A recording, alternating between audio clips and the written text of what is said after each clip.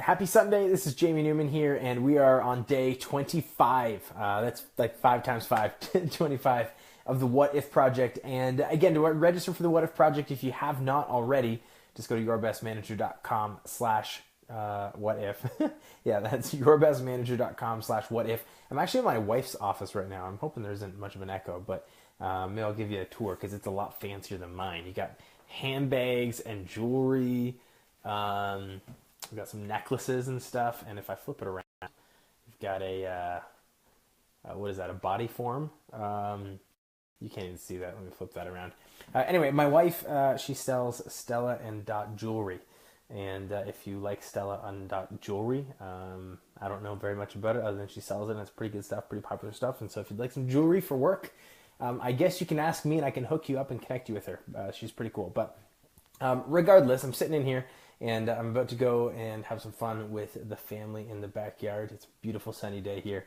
And for the what if tip today, I'm going to be a Debbie Downer for some of you. For others, I'm hoping you walk away from this mini conversation thing feeling really good. But I'm going to bet that I'm going to bet the majority, just based on stats of employee engagement, I'm going to bet the majority are going to watch this.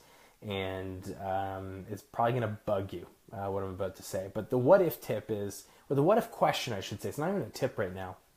The what if question was, what if managers weren't surprised when their employees resigned?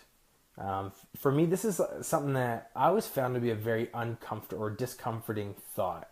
The thought of, hey, it's Sunday right now, I worked a typical 9 to 5.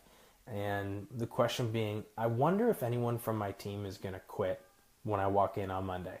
Or maybe not Monday, but I mean, I wonder, would I be surprised if someone on my team were to quit on me this coming week?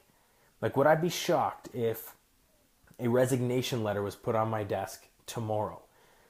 And I've been managing at times where I could confidently be like, that would shock me. Because I know my people, I've got great relationships. Deep relationships. We talk about career progression. I know exactly what they want. And I would be absolutely shocked. But there have been other times where there's a little bit of self-evaluation where I'm like, I don't know. I'd hope not. I'd hope that no one's going to come in and quit on me tomorrow. But they could. And that's the point of this question. This question isn't a tip of, hey, do this and your employees won't quit. The question is, where are your relationships at with your people? I actually interviewed, his name was Andreas Jones on the podcast last week, Friday's episode. If you haven't, I think it was Friday. If you haven't listened to that one yet, it's a really good episode because he talks about one of his managers who actually helped him quit a job. That's nuts. But an opportunity came up and the relationship was deep enough and strong enough that Andreas was able to go to his manager, talk about the opportunity, and they went into another room, started drawing on the whiteboard, doing a cost-benefit analysis and all this stuff. And the manager actually helped Andreas make the decision to quit and leave him. There was no shock when he left. It was something that was in the best interest of the employee, which, for starters, you have to be willing to sacrifice in order to lead, but it just speaks to the relationship. And there are a lot of times, and I would venture to say most times, that when people quit, it's a resignation letter. Here's my 2 weeks. Sorry, no discussion. I've already made up my mind. Because of the industry that I was in recruiting, I've had a lot of people quit. And not necessarily quitting on me as the manager, but quitting from clients. I've helped people quit. I mean, when you hire somebody, they're quitting one job to go to the next unless they're unemployed, right? So I've had a lot of experience with it, and people approach it differently, but the best ways to leave are when there's a deep enough relationship that conversation, that exit conversation, is together between the employee and the manager. So the question is, if one of your employees is unhappy right now, one, do you know about that? Are you aware that you have an employee that's unhappy?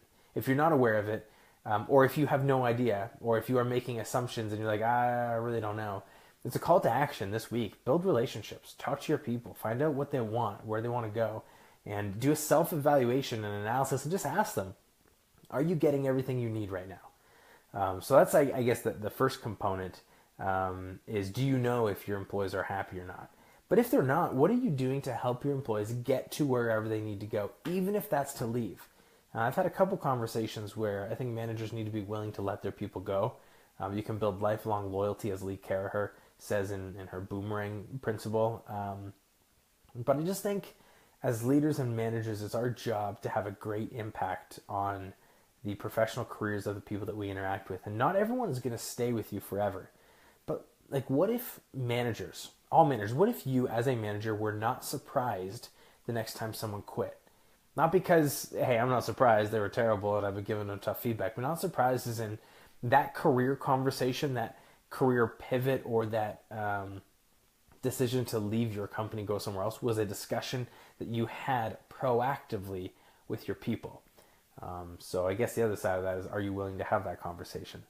Because I've avoided those conversations for fear that I wouldn't get the information I wanted. That if I asked, hey, are you happy? I was afraid that I might hear back, I'm not happy. So it's Sunday. And again, for some of you, if you're going to work on Monday, you may be thinking now, I don't know, maybe one of my team members is going to quit on me on Monday. And that is a scary thought. But hopefully that's a scary thought that scares you into action and scares you into building stronger relationships with your people this week and finding that out. And if you run a team where you're like, I know my people, I've got great relationships, my people are in this, it would be something very unexpected if they were to resign. Kudos to you. Build that and use that culture and use that momentum that you have to do some great things and teach your people how to lead like that. So you're not just creating followers, you're creating leaders. So other than that, I hope you have a fantastic Sunday evening. I will see you again tomorrow. Since it's day 25, I think day 30 is on Friday, which is kind of a nice close to this week. So really excited for that, but I will see you again tomorrow at some point when I hop on Facebook Live for day 26 of the What If Project. And again, if you would like to get access to all of the leadership tips, you can go over to yourbestmanager.com/whatif. And if you'd like some jewelry, ask me about it and I'll hook you up with my wife. All right, have a great afternoon or night or whenever you're watching this.